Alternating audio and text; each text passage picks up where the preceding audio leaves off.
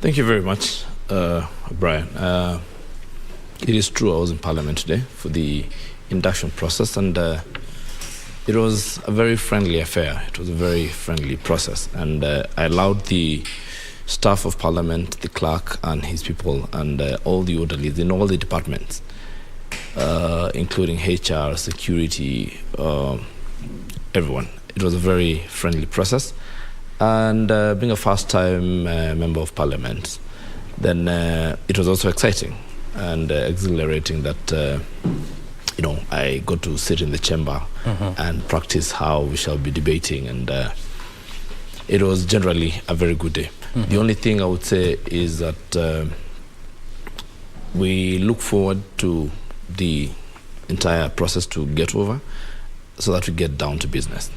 So I know tomorrow everybody is going to come, and we should be ready for business maybe by next week. And I like the fact that you're saying that it is time now to get to business. But before we get to the issues of business of the House, I want to hear from you. I mean, this was, is it your fifth or fourth attempt now?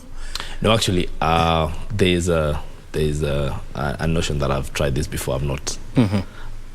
This is my second attempt. The first one was in 1997? No. The first one was in 2012. And it was, I tried and went to the primaries. And when I lost in the primaries to the immediate former, the other one, the gentleman who passed on, he's called Jose. But I lost in the primaries. I did not go to the ballot. Yeah. So I would want to hear from you.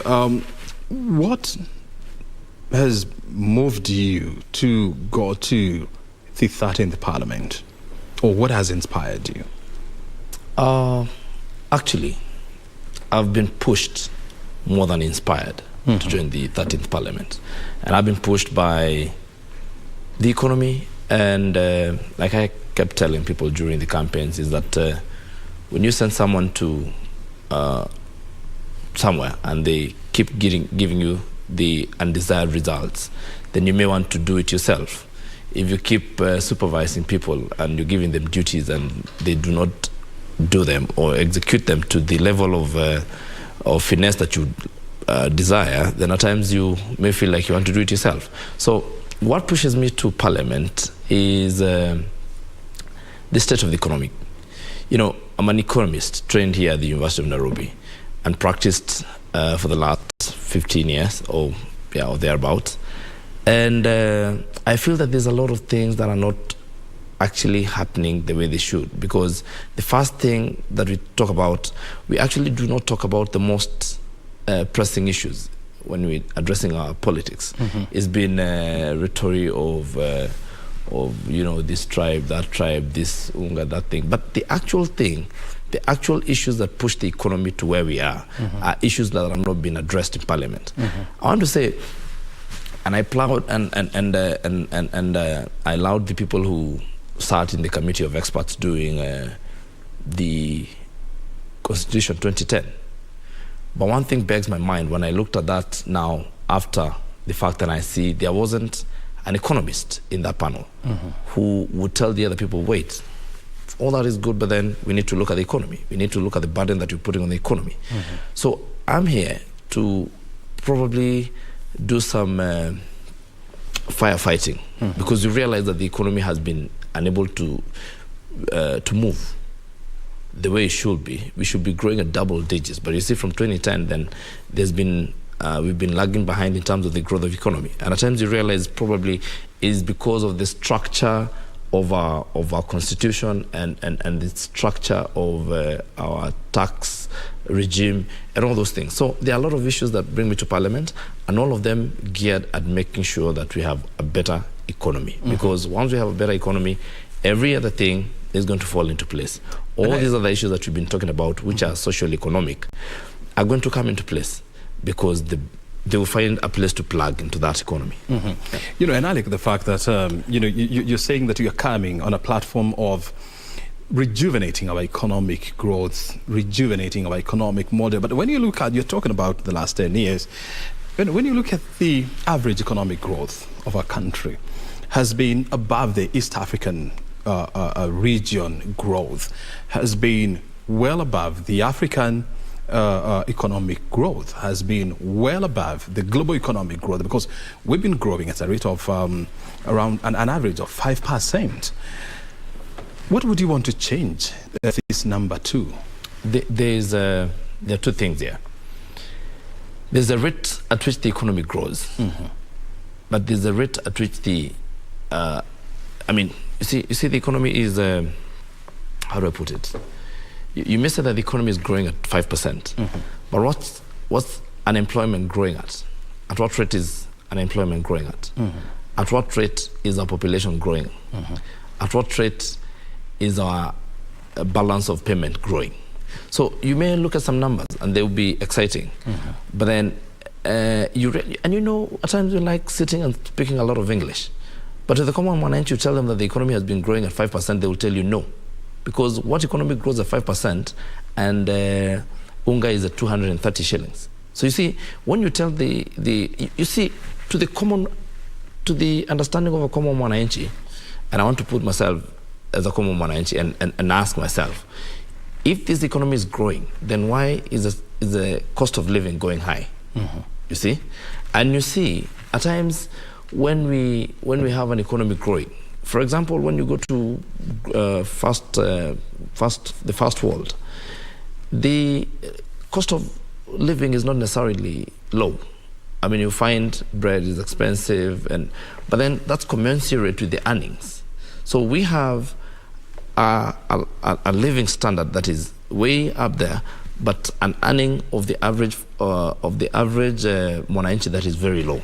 So that is the issue that we need to address, because you see, we could be growing an economy pegged on borrowed money or pegged on borrowed input that does not really reflect the life of that or that person in the village somewhere trying to get a living. For example, there are a lot of measures that people use. What parameters do we use to look at the economy and the growth of the economy? If you ask, for example, in the last 5 or 10 years, we have achieved, an SGR, which is input as part of the growth of the economy. We have probably done the express way, which is part of this growth of the economy, right?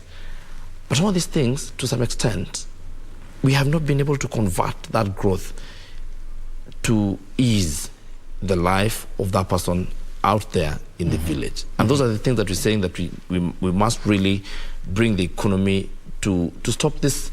Our economy is a bit disjointed in terms of that growth that you allude to.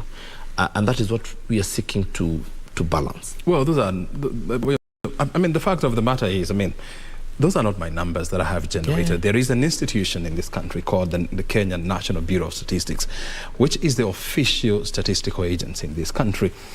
Do you believe in the numbers that they give to the public? Well, I'm not an expert. They are the experts. Well, you are an economist. I think I said the parameters that you want to look at to gauge the economy must be, we're looking at the GDP. What's the per capita income in Kenya? That's what I would want to look about, at. 1,000, is it $1,800? Of course, it's low. When you look at it, the global standards. So what I'm looking at in terms of growth, and what I'm saying is, it's very interesting. It's very nice when you sit in offices and give a press conference and give very beautiful numbers. Yeah. But what I'm saying is, a lot of this growth of the economy is in very few sectors and controlled by very few people. So the wealth is not evenly distributed. It's not evenly distributed. So now that you're in Parliament, what policies or what laws do you plan to change to ensure that the national cake is distributed equally? First of all, before we even talk about the national cake, the distribution of the national cake, we must first bake the cake. So what I'm more interested in, even before we come to the distribution of it, is the baking process. And I think the baking process. And I think the baking process means that we have been losing a lot of money to other.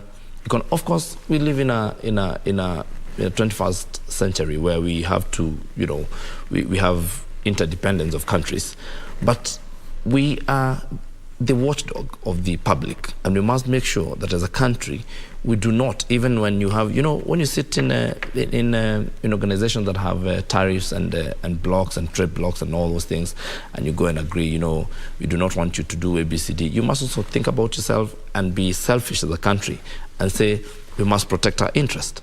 So one of the greatest things that we have is that in the last few years and over time, basically, we've been losing our ability to produce finished products in this country. We are a country that produces raw materials and sells them as that. So other people go and make value addition of our products, and they come back here as finished products. And then we pay a premium for that value addition, and then we lose unemployment. I do not think we can talk about any growth of this country without addressing the issue of unemployment. And we have a huge population that is unengaged or disengaged from any valuable or beneficial employment. Once we employ those people, then we are going to make a trickle-down effect. And I think once we were out there and we were campaigning, we talked a lot about the bottom-up economic model. And we're saying that we want to start our economy from the bottommost person.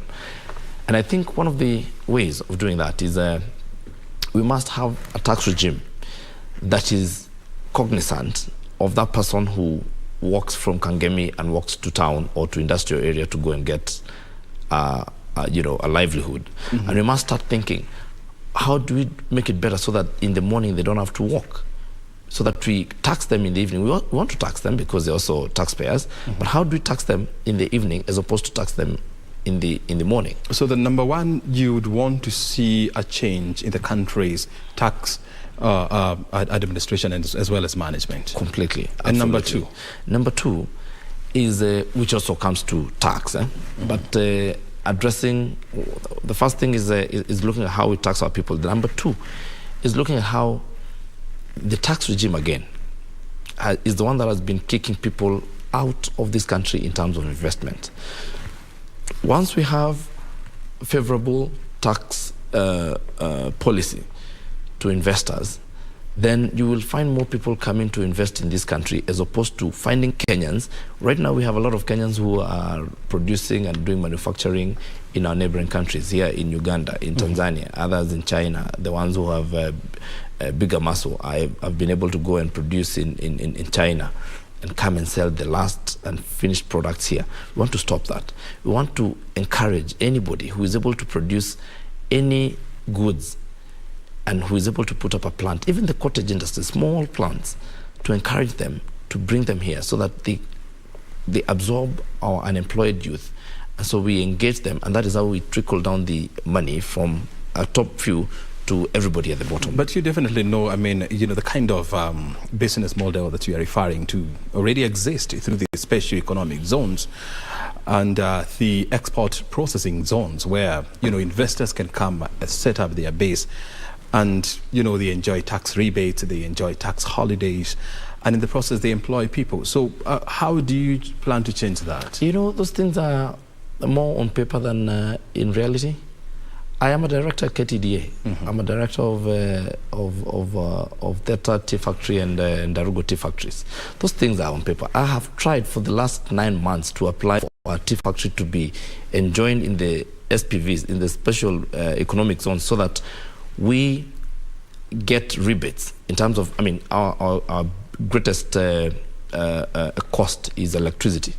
It would help us if we got if we got the advantages of paying, better rates for electricity and other costs like that, and fuel and such. But I will tell you this: those things, our our policy is not friendly to investors. Let me just put it that plainly. That is what it is. I'm one of them. I'm telling you, I'm a director at Theta, and I have done it for the last 9 months. I have been to those offices more than 15 times. Which offices? We have the actually. There's the special economics zones authority, and there's another one, not the special, the APZ, the APZ also, processing zone. Yes, and all those, and you know, now and it's not really the fault of those gentlemen sitting in those offices. Their hands are tied. We have a lot of red tapes to every process. And one of the things we want to say, in fact, and I know today I called upon the governor of Kiambu because I went for his inauguration, and we told him, and swearing in, and I told him, we are begging that the county governments make it accessible and easy for people to come and do business. One of the ways, for example, is that you find to do a small business you need about 10, 12, 13 different licenses and approvals and certifications. And we're saying we want to make these policies investor friendly. Let an investor come. And these investors, we're not necessarily talking about investors from outside. If we were able to be enjoined in the SPV, for example, I would take the money that I'm using on electricity and probably put a better equipment to better process my tea, so that I don't sell my tea in bulk of 70 kilograms, and we sell them in smaller, better value-added quantity, because I'll have some more money left.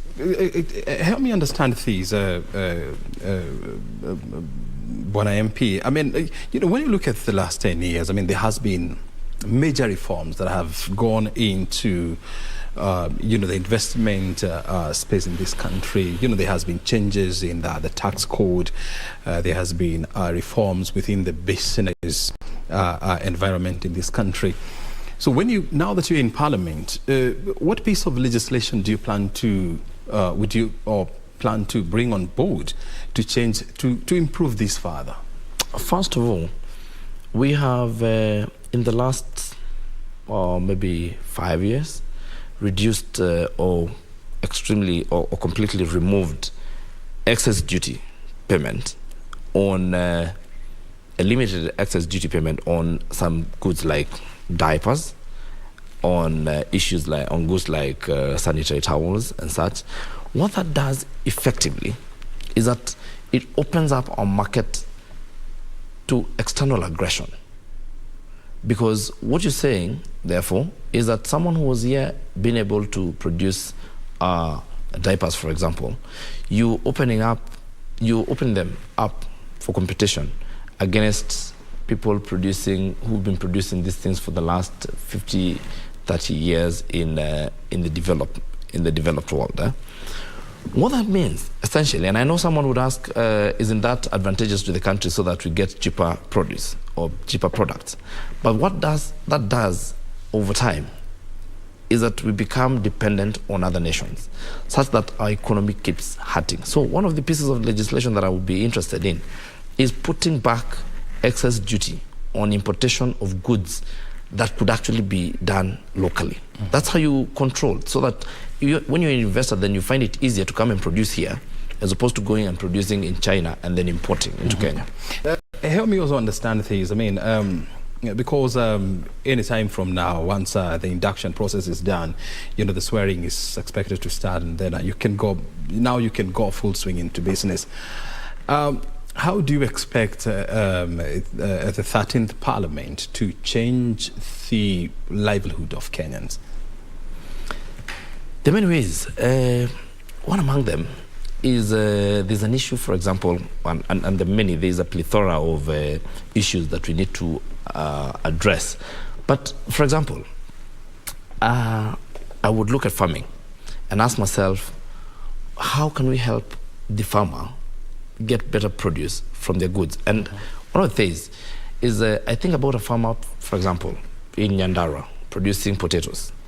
And their potatoes are consumed in this country somewhere. But that same person has a child who goes to the shop and buys crisps. and they're not able to get that money. So we help in creating small cottage industries. And how do you do that? Reduce the cost of electricity, reduce the cost of doing business, reduce the cost of, give incentives, incentivize new investors by giving them tax rebates and this thing should not only be in special economic zones where only few can access. Because some of these things, we cannot grow the economy by just having a few people out there. You need to extrapolate this to a very small person in a small village somewhere. So that is one. Farming. We have something else. You know, the economy is grown by the private sector more than the public sector. Yeah. The public sector just does, infrastructure and such things, creates convenience for doing business. When you find a government saying that they have money running to almost $500 billion in pending bills, it tells you that has really crippled the private sector.